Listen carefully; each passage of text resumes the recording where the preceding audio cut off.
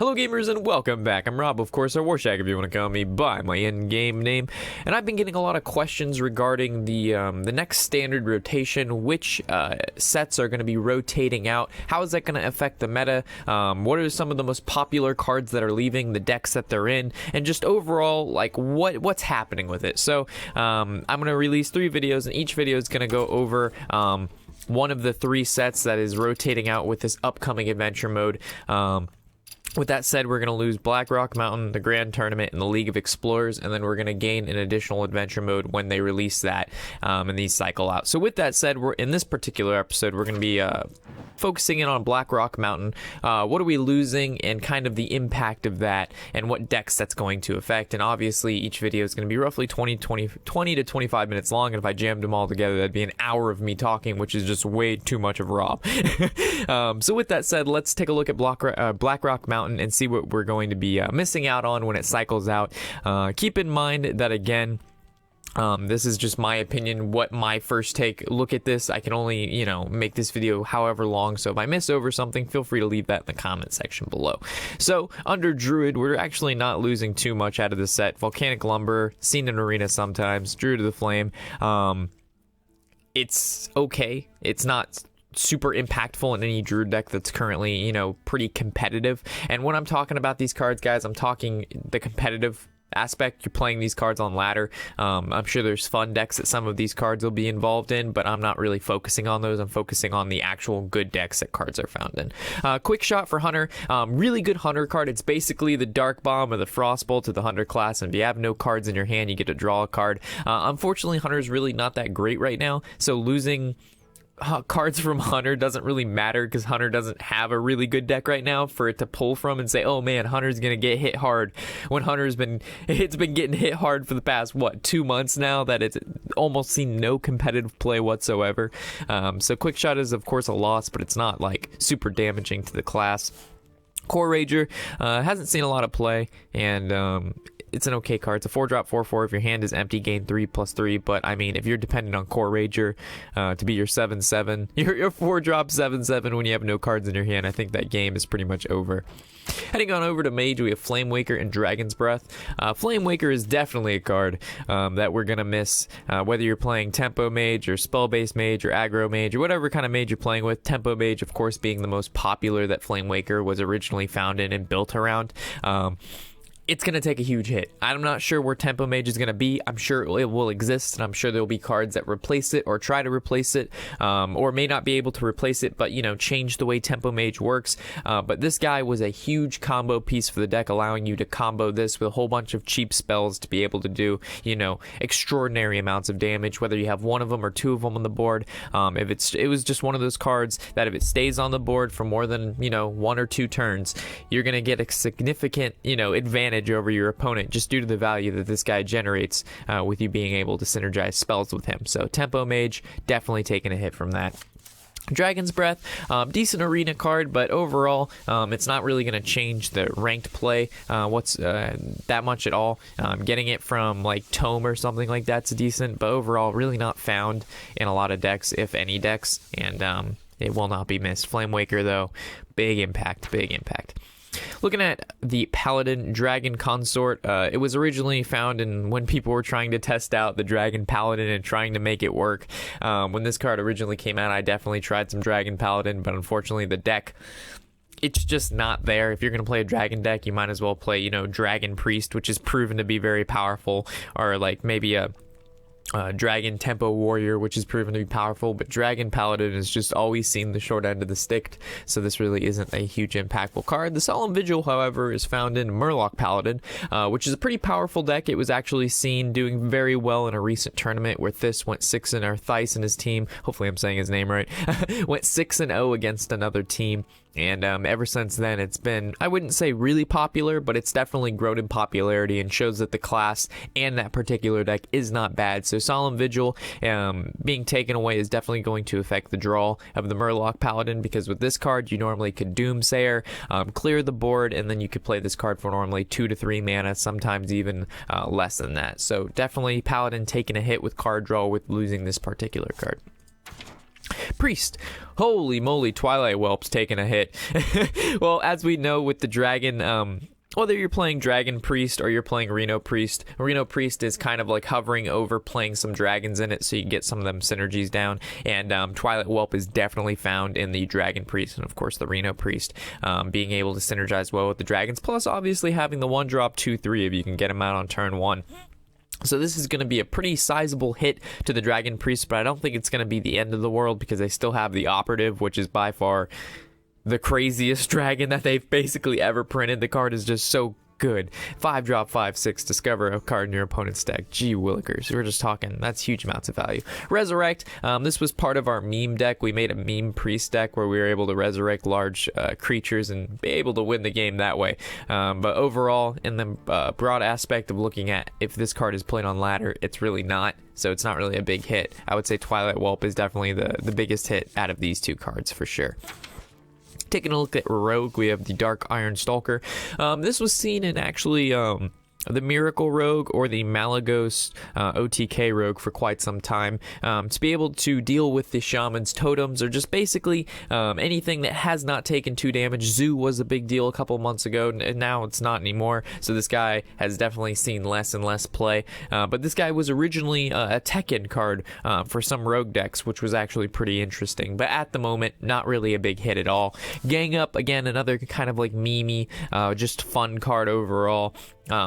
Keep in mind, guys, when I say they're leaving us, it just means they're going into the wild format. They're not erasing these cards from the game. I've heard a lot of questions like, why would they delete cards? They're not deleting cards. Do a little bit of research, and when I say rotation and stuff, it's not that big of a deal. Any standard card game does it. But Gang Up, no big deal. No Rogue deck's gonna hurt from that.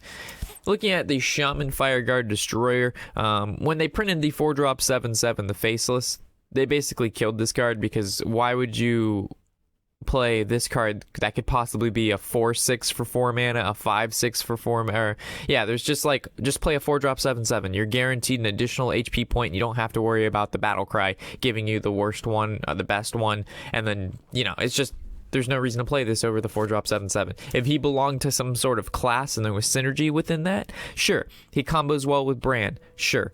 But just standard 4-drop 7/7 is just so much better than that. Lava Shock, however, this card's pretty interesting, and I enjoy it very, very, very much. So whether you're casting Elemental Destruction, following up with Lava Shock, or you're just comboing a whole bunch of overloads like Feral Spirits, Lightning Storm, you can follow up with Lava Shock. It's definitely a hit to Shaman, not, you know, detrimental to their overall what Shaman can and can't do, but it's a little nick on the shoulder, because it is a pretty interesting card. It's a cool card, and it's seen in some decks. I wouldn't say a lot of competitive decks, but there are a decent amount of late game or control Shaman decks that do, I don't want to say rely on Lava Shock, but it's part of the kit to be able to withstand them casting Elemental Destruction and whatnot. Demon Wrath, found in a lot of Reno lock lists. Actually, basically any Warlock list besides Zoo normally runs Demon Wrath. It's basically your 3-mana Hellfire that does 2 damage to all non-demons. So you'll find this in like Demon Warlock, which isn't a thing right now, but maybe it will be one day, but unfortunately it's not, so it doesn't really take a hit there. The only hit that it's going to be is in Reno Warlock, and I think it's going to be a sizable hit, because this is another like cheap early game removal besides Hellfire. Because right now, if let's say the Reno deck is running against an aggro deck, and the aggro deck, you know, gets a sizable board, Reno has a couple options, right? They have Demon Wrath, they have Hellfire, they have Shadow Flame. There's a couple things they can do, but with the loss of Demon Wrath, that's like half the early game AoE, which means that the aggro decks will be a little bit stronger against them with the removal of this card. Imp Gang Boss is one of the strongest early game Warlock cards, I believe, to ever come out, alongside of the Councilman, but that's not being rotated up. The Imp Gang Boss was found in Zoo, it's found in Reno, it's found in just about any Warlock deck you're going to want to build. It's a demon, and it's just a ton of value. Whenever this minion takes damage, summon a 1/1 Imp, and those Imps are quite annoying, and as you can see, it has 4 health, so it's pretty hard to kill on turn 3. Later on in the game, it's not as impactful, but early on in the game, it definitely helps you out quite a bit. So the loss of this, this was actually found in, of course, Zoo and the Reno Warlock, but some Reno Warlocks have actually teched it out and included other things instead, like mind control tech and things of that nature. But overall, I think it's a pretty big hit, and I'm sad to see him go.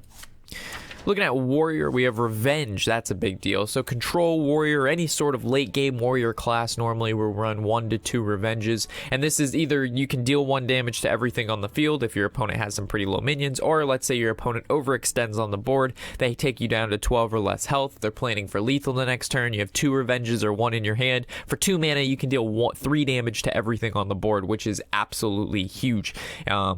Really cheap field clear, and it also synergizes well with a lot of warrior cards that, you know, take damage. So whether you're playing you know, Alkalite of Pain, or you're playing anything with Enrage, you can combo Revenge with those and be able to do some pretty serious things. So Revenge leaving is a sizable deal to any control warrior or late game warrior deck, because it's just such a really good card depending on the situation you're in. And you can, you know, it's good whether you're below 12 health or not below 2 health. It's not like it's only good in one situation. It can be used very flexible. It's a very flexible card. Axe Flinger, talking about cards that synergize well with Revenge. Whenever this minion takes damage, deal 2 damage to the enemy hero. There was a meme deck that, you know, revolved around bouncing blades in this card, but overall this card has not seen a lot of competitive play, and not really that big of a deal to leave. Dragon Egg, this was found in Token Druid. It's actually a pretty good card in Token Druid. It's also found in Buff Paladin. Neither of those decks are really like super competitive right now. I think Token Druid actually does have a chance to be pretty good, not like a tier 1, but maybe a tier 3 somewhere in there. So good card overall, and Token Druid or any token deck is going to take a pretty big hit. The Blackwing Technician, as good as this card looks for like any sort of dragon deck, it's actually not seen a whole lot due to the fact that not only do you have to have the dragon in your hand, so it's a 3/5 for 3 mana, which is really good, but like later in the game when you're like top decking or you're looking for specific cards and you've used your dragons, it's just really bad later on in the game. Like, it's a good card early, but if you don't draw it early and it's kind of like later on in the game and you're looking for your Dragonfire potions or your bigger creatures, it's just a really bad draw. So it's kind of like I'm on the fence about this card, but it will definitely affect the dragon decks for those players that run it. The Sorcerer, not really a big deal whatsoever. It's an interesting card whenever you target this minion with a spell, gain +1/+1. It's a dragon, but not really doesn't see a lot of play. The Hungry Dragon, I've seen a couple people tech this into their Dragon Priest or whatever dragon deck they're running. Sometimes it works out well, sometimes it doesn't work out well. Overall, not really that. It's not a card that sees a lot of competitive play. Blackwing Corruptor, this is a big deal. So this is basically an auto include into any dragon deck that people normally build. The ability to not only summon a 5-drop 5/4, but it has Battle Cry, which also synergizes with Bran and things of that nature. It says if you're holding a dragon, deal 3 damage, which is really, really good. So you can trade with creatures, you can combo it with Bran, deal 6 damage, and it's a 5/4 body, and it's been an auto include in any dragon deck. So dragon decks are definitely taking a hit with Blackrock Mountain being rotated out, and I'm not really sure where they're going to stand after this. I'm pretty sure that's why they printed Dragonoid Operative, because dragon decks are going to take such a big hit. They need something to be really good, and I think that's what they were going for. The Patron, very sad story. At one time, there was Grim Patron Warrior was like the best be-all, end-all. If you were a good player and you played the deck, you were going to perform very well. But that was before the Warsong Commander nerf, where they absolutely destroyed the deck entirely. They left it like zero. Like, they made it like a shadow of what it once was, which was really sad. They could have done so many different things, but they decided to just fucking destroy it. It was very sad. So anybody running patrons, this deck is going away most likely. This card is mainly found in warrior. Sometimes some mage played them, but mostly not in competitive play. So rip patrons. The Crusher, Dragon Tempo warrior, sometimes found in Dragon Priest. Overall, very solid dragon. Sees a decent amount of competitive play, and just an overall strong dragon. Blackrock Mountain was known for its, dragon core, and yeah, we're losing that. Emperor Tharzan. So this was a very powerful card, not necessarily found in every deck, but it was found in key decks that revolved around combo pieces and being able to unlock particular cards and synergies you wouldn't normally be able to unlock due to their mana costs. Because when this card is on the field at the end of your turn, it reduces all of the mana cost of the cards in your hand by 1, so you're able to do things you wouldn't normally be able to do. And when you're playing a specific deck built to do X, whether it's kill your opponent in one turn with spells, make up a million creatures on the board, whatever the case may be, this guy allowed you to do that, and that's what made him really powerful. But keep in mind, he wasn't really found in all the decks, but he's definitely a big hit to combo decks. Oh, same card. Volcanic Drake, not really that impactful, doesn't really see a lot of play. We're not missing him. Red and Black Hand, when this card first came out, a lot of people tested him with their dragon decks and, put him in there, and I'm sure I get every time I go over the top worst legendaries or legendaries that just aren't that great, I always talk about this card, and then people come back and say Brian Kibler played him in his dragon deck at one time on ladder and he was useful one time. It's just like overall, over the course of Hearthstone, this card has not really seen any competitive play. He doesn't, sure, once in a while he'll be pretty good, but most of the time this card was not really played. Chromagus, however, this guy was seen in a couple competitive decks, but overall not the best of the dragons that have been out there. He's not like a Ysera or a Deathwing that can those cards have been seen in a couple competitive decks. This guy, he's not really an auto included in many dragon decks. This guy's just horrible. He's not horrible, he's found in meme decks, but not really that important.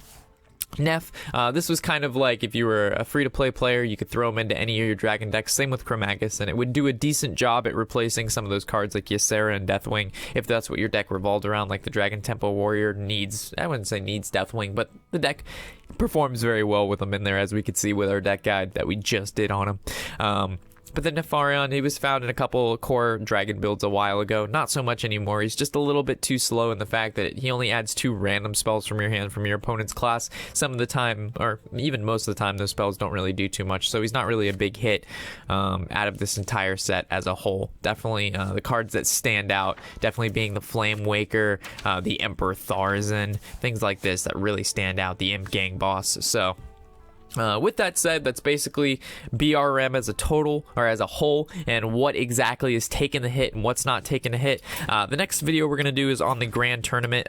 Keep in mind that the Blackrock was the smallest because that was an adventure mode, that was the least card pool, and as we move on to the actual expansions with like 130 cards, the video is going to be a little bit longer and it might be a little bit more in-depth overall. So with that said, hopefully you've enjoyed, and I'll catch you in the next episode. Of course, I'm Rob, and happy whatever the hell day it is.